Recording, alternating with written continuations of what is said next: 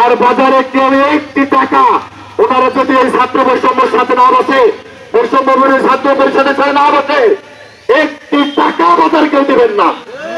যদি আপনাদের রক্ষা করার জন্য যদি জীবন দিতে হয়, বাংলার মাটি এই গোপালপুরের মাটি রক্ত দিয়ে পবিত্র করবে ইনশাল্লাহ। বাংলাদেশের রিজার্ভ কত ডলার নিতে আপনারা জানেন না, কিন্তু আপনারা খোঁজ লাগান, বাংলাদেশে কিচ্ছু নেই।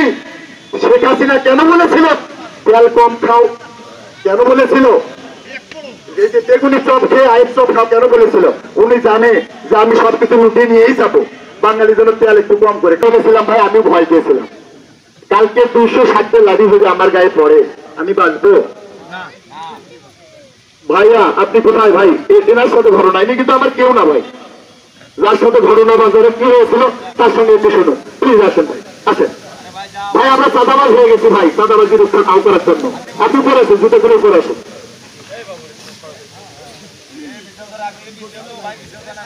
আসসালামু আলাইকুম। আমি কালকে আপনাদের এই হাটে দুটা ছাগল কিনছিলাম। দুটা ছাগলের দাম হলো 2700 টাকা। এখন চালান করতে গেছি, চালান করতে যায় ওনারা বলতেছে দুটা ছাগলের 200-400 টাকা দিতে হবে।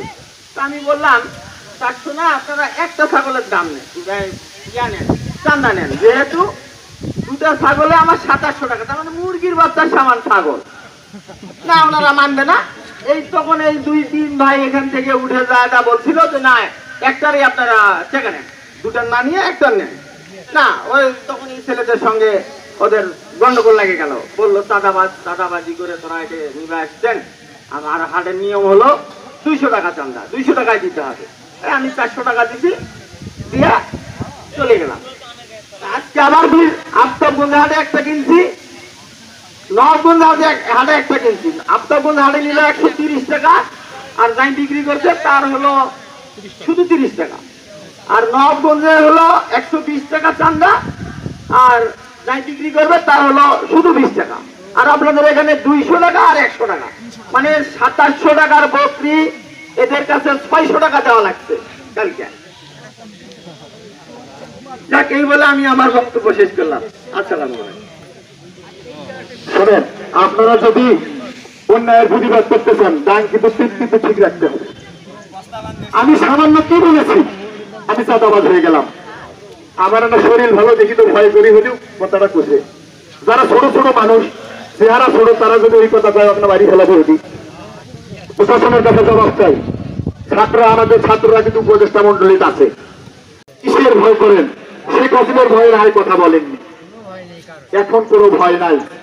আপনার বাড়ি আপনারা জানেন, অনেক কুচক্রী মহৎ যেদিন শেখ হাসিনা পালিয়েছে আগুন দেওয়ার চেষ্টা করেছে হিন্দুদের বাড়িতে।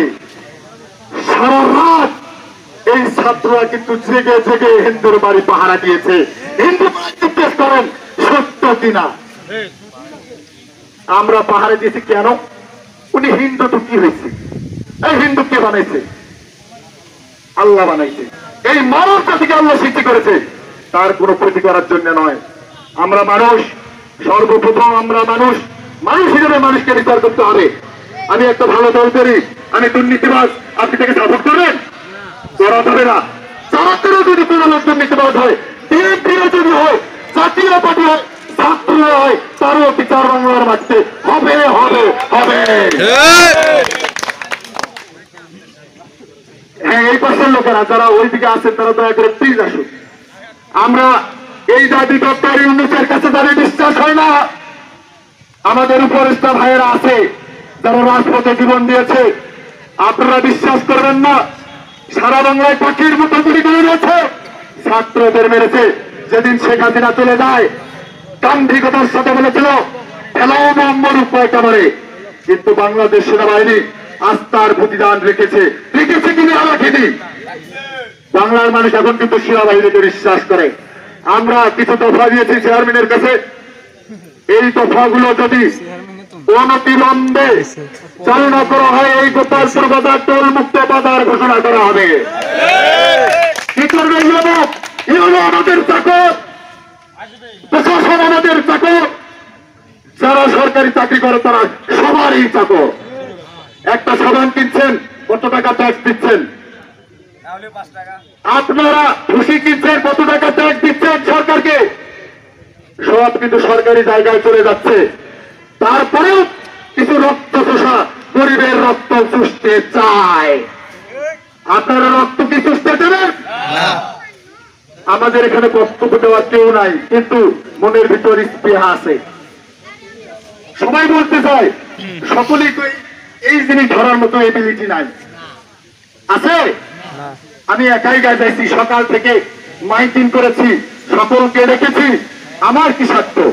আমার স্বার্থ গোপালপুরের জনগণ স্বাধীনতা উপভোগ করবে। রক্ত কিন্তু একজনের জন্য আবু সাহিদ কি করেছে আপনারা দেখেছেন, বুক পাকিয়ে আছে। যত পালাতে গিয়ে গুলি খাইত, বাংলাদেশ কিন্তু আজও স্বাধীন হতো না। অন্যান্য দলের ভাইদের বলতে চাই, আপনাদের যারা শব্দ হয়নি হয়নি হয়নি। এই ছাত্র জনতা বাংলা স্বাধীন করেছে। আমার রক্ত দিয়ে যদি এখান থেকে চাঁদা মুক্ত হয়, আমি রক্ত দিতে বুঝতে পারছি। আপনারা কি সময় সংক্ষিপ্ত করবো, কেউ কিন্তু বক্তব্য দিতে চায় না, বলে যে ভাই মুক্তি করবে। আপনারা আমাদের চাঁদাবাজরা প্রমাণ দিতে পেরেছি। আপনারা ফেসবুকে দেখবেন ওনাদের রাগ কোথায় জানেন? ফেসবুকে ছেড়েছে কেন? এই আন্দোলনের বীজ কোথা থেকে এসেছে? হাসিনার পতনের জামামা কোথায় থেকে বেঁধেছে? এই ফেসবুক থেকেই রটেছে। বলে শেখ হাসিনা কিন্তু দেশ ছেড়ে পালিয়েছে।